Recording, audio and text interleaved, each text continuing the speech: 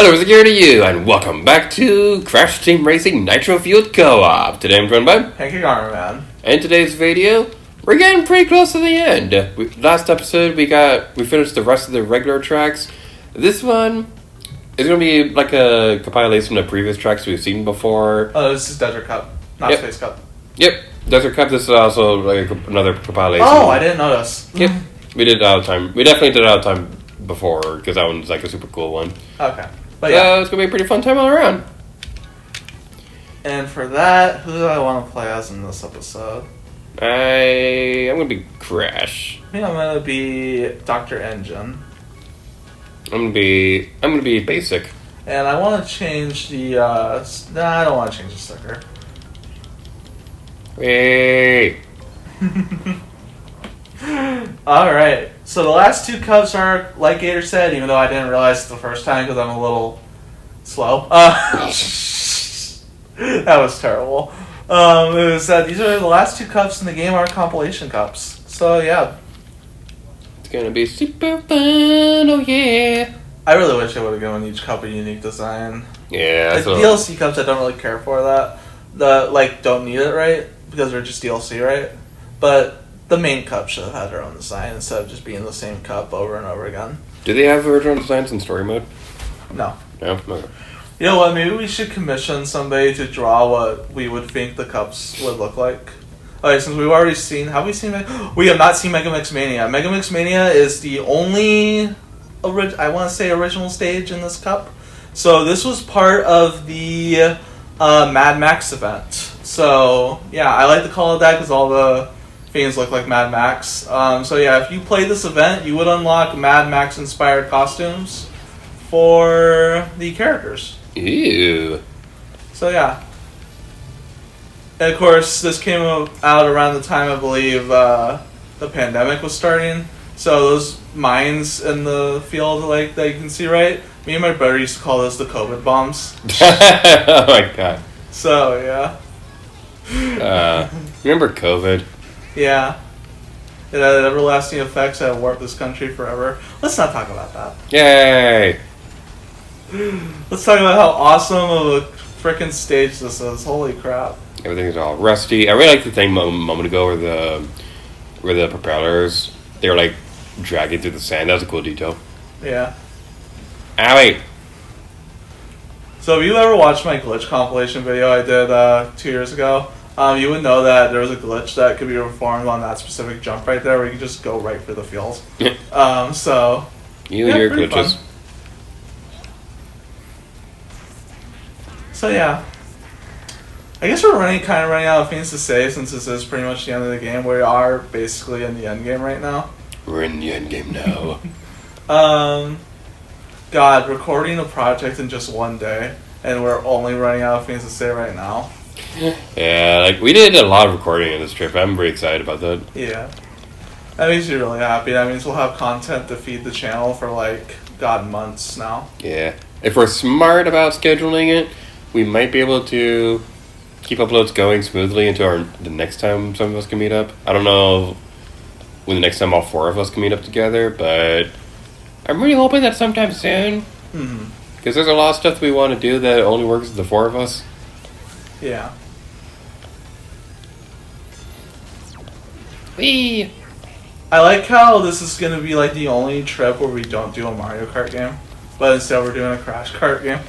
Yeah, it's part of the contract. We gotta do some kind of racing game. Yeah. Well, racing games are perfect for, 4 people. Yeah. So. What are we gonna do when we run our Mario Kart games? Yeah. Well, we can always do Mario Kart Super Circuit on Nintendo Online. Oh yeah, my favorite. Why don't, I did play Super Circuit, it was kind of basic, so I guess I can see why people didn't really like it that much. We haven't told the story in a while. Do you remember when we tried recording Super Mario Kart? Yes, I remember. Yeah. I got so annoyed that I said I would never play it ever again. Yeah, it was a fun day. And I stuck by that. I have not played it ever again. Maybe someday. I don't think anytime soon though, because we still have a couple other Mario Kart games we'd rather do first. Yeah. I mean, I kind of want to do Mario Kart 64 and Mario Kart DS. Yeah. There's those ones. And that's all you need in life. Yeah. There's also like a bunch of Mario parties we can do. Oh, yeah. You have any of the Wii ones? The Wii Mario parties? Mario Party 8. We can always do that next time all four of us are together. That's my favorite one. That's my favorite Mario Party. I want to do that one so bad. Mm. Also, Aku Aku and Uka Uka are also wearing Mad Max inspired masks when you get them, so yeah. You know what? Wouldn't it be cool? I know it would make no sense, but wouldn't it be cool if Aku Aku and Uka Uka were DLC characters for this game? Yeah. New skin, Blue engine. I don't like Engine's design. It looks very stupid. Yeah, it kind of does. That's why I don't really play it, so. Warp start your engine. To get a speed boost right at the start of the race, press B just before the green start light. B? A B? Nice. We've been eating a lot of pizza, if you can't tell. Yeah. We probably should try to finish it if we can tonight, because that cheese, if we leave it set down overnight. Oh yeah, we're gonna finish it. We're gonna have like dessert, right? But we also gotta finish our pizzas. Out of time, we've already seen this one, so I'm gonna skip. Hey. Ah, shut up. For ones we've already seen, we're gonna skip. Don't worry.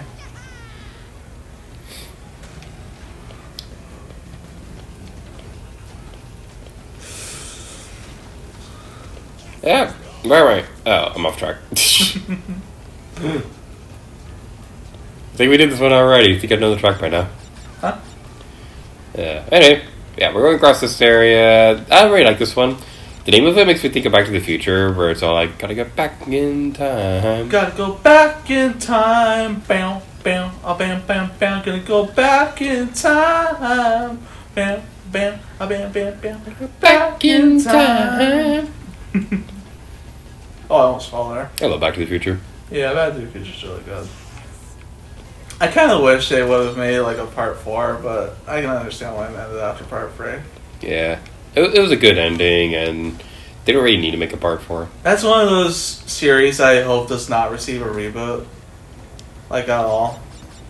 If it does, what I hope they would do is make like an original story with a similar premise, where it's like, rather than trying to do a one-to-one remake, like maybe, like let's say it's still like a DeLorean. You still have the scientist, you still have the kid, and things like that, but like change the time periods. Yeah, what they could do like an alternate dimension sort of story. Mm. Oh yeah, I want to talk about this. So I wanted to do my own video on it, but I feel like people nowadays don't know the difference between a reboot and a continuation. Yeah. My biggest example of this is iCarly on Paramount Plus. People call it a reboot. It isn't a reboot. It's a continuation of the original story. It literally takes place years after the original story ended. And on top of that, it references the original so much. A reboot is basically like Star Trek 2007, where it remakes the entire story with, different casts and different characters. This has the same cast and same characters as they were in the original show. Yeah. It is not a reboot. Stop calling it a reboot. And I hate how people are calling Fairly Odd Parents a new. I think it's a New Wish, right? No, or is it Fairly Odder, the animated one? It's a New Wish, I think. Okay, that one. I hate how people are calling that a reboot too. When it's not a reboot. It's a continuation. It's literally continuing the story from Timmy Turner with a new character. Why are you calling it a reboot? And then my other biggest example is Clone High. Those 2 seasons are not reboots. Those are season 2 and 3 of the original show. It literally begins years after the cliffhanger of the original show and references the original show. Stop calling it a reboot. It isn't a reboot. You seem triggered. I really wanted to get that out. I really want to do a whole video on my channel about the difference between a reboot and a continuation, right? Because all 3 of those examples are continuations. They are not reboots at all. I don't know if you share the same opinion on that, but... Yeah, I totally hear you. So what do you think about that iCarly reboot? Okay. I did not hear you at all. What do you think of, I said, what do you think of that iCarly reboot? But yeah, that was my little rant. I don't know if you agree on it, but yeah. Yeah, I agree. It's a little annoying when, like, it's also inconsistent and things like that whenever you talk about remakes and remasters and things like that, because you got people calling Paper Mario Thousand Year Door a remaster, and it's like, does it count? Does it count as a remaster? No, it stopped being a remaster when they decided to make Vivian herself. Yeah. You know. Oh yeah, I tried watching this one video on the best and worst fans of Paper Mario The Thousand Year Door remake, right? And I stopped paying attention when you said that the dialogue goes by too slow. It really doesn't. You know, you brought up the original, how the original had faster dialogue, and you went away to go back and reread a previous dialogue or whatever. You can do that in Switch version too. You can? Yeah. You said you couldn't. I thought you could. You can. So it's like, it doesn't go by too slow, you know? Isn't there also a button to like make the text jump and things like that? Yeah. Yeah, you can't do that in Origami King. I know that for a fact, but in Thousand Year Door you can. Yeah, it's just like, I had stopped paying attention to the video when you said something that blatantly stupid, and just factually not true. Yeah. But props on him for saying that Vivian was a good change. I know most people complained about that when the game first came out. Not me. Vivian is a beautiful woman. Let her be a beautiful woman. Yeah. Vivian, I always liked Vivian. She's one of my... Like, I didn't play Thousand Year Door when I was a kid, but she's always the character I was most fascinated in. And when I learned about the original Japanese version, how it originally implied that she was trans, like, I just thought that was, like, really fascinating because you didn't see a whole lot of games, especially like a Mario game or anything like that, tackle those kind of topics. Yeah. I really feel like the reason why it was changed was just because of how that stuff at the time was perceived in the States, you know? Yeah. Like, you can't really blame Thousand Year Door for that specific change, I don't think. You can blame the way the country was towards people like that, you know? And like Nintendo America in general being a bit more strict on localizations and stuff. Yeah. One thing I really like is how people are finally taking a look at Paper Mario The Thousand Year Door's original localization and just pointing out how it really wasn't that great. Yeah. You know, like, it gave us legendary lines, which are still in the remake, right? But a lot of it was not that great. Like, I think there's a part where they call Hooktail a guy, even though Hooktail's a girl. So. They also did that with, what's the baby's name in the first game? I don't remember. No, I went the wrong way. Shit. Loser. But yeah. Yeah. It's also amusing because, like, on the flip side of that, like, I know Tokyo Mirage Sessions is a bit of a touchy subject with you, but if I could talk about that for a moment. Yeah, you can talk about that. So, like, when the original Japanese version was changed in North America and things like that, I really didn't particularly care that much because because at least from what I saw, it didn't seem like it impacted the story that much. My problem when it comes to localization changes is when it changes the context of the story. So, in particular, Tokyo Mirage Sessions, there's a chapter that takes place in a modeling area. In the Japanese version, it's a bit more similar to like a kind of like a Playboy style modeling shoot, whereas in the localization change, it was changed to a bit more like a more tame modeling stuff. And while I do agree that a lot of there are problems with localization, one thing that annoys me is how inconsistent it can be sometimes, because in one of the cutscenes, there's a villain who has smoke covering her chest. Covering her chest, but in battle she doesn't. Yeah, that's one thing. That is annoying, yeah. Yeah, that's one thing that really bugs me. Huh? Hey, Joy-Cons? Joy-Cons? Joy-Cons! Joy-Con? Joy-Con? Joy-Con? Joy-Con? Oh no. LR buttons! Joy-Con. LR buttons! Joy-Con? LR buttons! Joy-Con? Joy-Con? Okay. There you go. The Switch didn't like us talk about Tokyo Mirage Sessions. Even though it's a game on Switch. Yeah. Anyway, yeah. I love Tokyo Mirage Sessions. Yeah. I think one thing that kind of annoys me about the localization changes in that game was just the fact that they didn't get English voice actors. They Yeah. just spent the money redubbing it, which is more expensive than getting people The thing English is, speakers. And I kind of feel like in that's, in my opinion, I kind of feel like that's a jab at dubbers in a way. It just doesn't feel right. but in that game specifically, it makes sense because the problem with it is that not only did your new cast have to be good at speaking the roles, they also had to be good at singing them, and that's a very difficult thing to do, especially when you're translating Japanese songs to English and things like I that. guess you're right about that, yeah. So all of that would have added like an extra year in development time, which the game itself. It already sold poorly on Wii U. That was the point I was going to make, but Yeah. it already came out in 2016, which is like the dead end year of the Wii U. Oh, yeah. So if they did do that route, it would be coming out in 2017, which they'd have to rework the entire game even further than that to make it work. So yeah, that's the reason why I think that makes sense. The thing is, though, Fire Emblem Heroes, they did a season with Tokyo Mirage Sessions characters when Encore came out, and they gave them English voices, and they sound so great. I love Tsubasa's English voice. She's so cute. You'll have to show me. But yeah, there were a couple changes in that game, but like, and honestly, I think I was really angry about it because I felt like Nintendo just didn't want to explore the mature topics in the game because some of those changes were the more mature kind, you know? Yeah.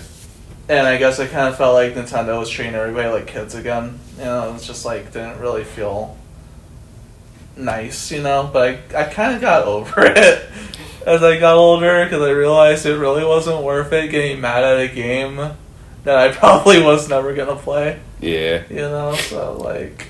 Yeah, it didn't bother me because it didn't impact much of the story context and things, so... And the other thing, I feel like it was changed because if you look at early trailers, you can see the disclaimer saying they're anticipating a mature rating. Yeah. So I feel like if they had kept it intact, it would have gotten an M rating. Most likely. I think it would have gone by with a soft T, though. Yeah. Like a very... Like, skirting the lines of M, but still being enough to be rated T, you know? Yeah. Is this a new track, do you think? Huh? I think this is a new track. No, this is an old one. An old track? Oh, right. Yeah, we did this earlier. I don't remember. Yeah, it's the one with the armadillos. It's the one I don't like because of all these terms. You don't like anything, though. But yeah, like... I will forever stand by my opinion on Tokyo Mirage Sessions being one of my favorite RPGs of all time. And I get it, if you don't want to play it, I will never hold you against it. I'm just going to say you're missing out on one of the best experiences ever. And you suck. What if you play it, what if you play it and still don't like it? That's my question. Nah. I didn't know one guy in college who said that he did play the game and liked it, but didn't like that it was so short. Ah. I guess that makes sense. Yeah, the reason why I didn't really want to play the game is because I was really big on Fire Emblem Awakening at the time. And I really liked the gameplay style of Fire Emblem. And I wasn't really into how they made a Fire Emblem crossover, but didn't have the gameplay style of Fire Emblem. Yeah. Like it was meant to be like a Shin Megami Tensei inspired game. The thing is, I feel like if you did play it sooner, you would have fallen in love with you would have gotten some new waifus with that game. Yeah. I feel like you would have really liked Eleanor. Oh well, I guess we'll never know. Oh well. Hehehe. Car alarm! Beep beep. Isn't it fitting we're playing a racing game we hear somebody's car alarm? It's immersive. It's called subversive immersion. I don't know what that means. I don't know either, I just said it. I don't think anybody really knows what subversive means anymore. I don't know what anything means. I blew up and I stole one. You blew it up! Gosh darn you! Gosh darn you all to heck!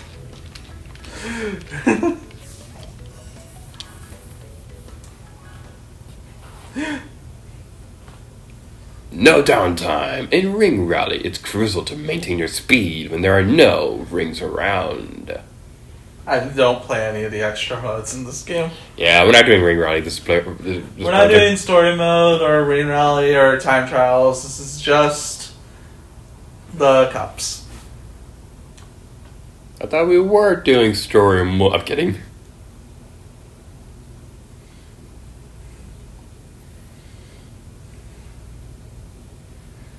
Come on, load faster, Porky. Cup. Cup! He even got all the piston cups. He did one of his cups. Oh, that costume looks so cute! Oh, Look at her! she's adorable! Oh, I wish she had her motorcycle blazer. I like her hair. She's really cute. Oh. Well, your outro. Thank you all so much for watching this video for Crash Team Racing Nitro-Fueled. I'm Lady here to you, and he is Pancake Iron Man. Next episode will be the finale. Oh, yeah. I like Crash sleeping. It's funny. He doesn't care that he lost. That's what I like about Crash. He just goes with it. He's more of a free... He more embodies the free spirit character more than Sonic does, honestly. Yeah. Like, have you seen that scene in Crash 4? Not yet. Oh, you gotta be more specific. You want me to tell you, or you want me to be surprised? I want to be surprised. Okay, it's a really heartwarming scene.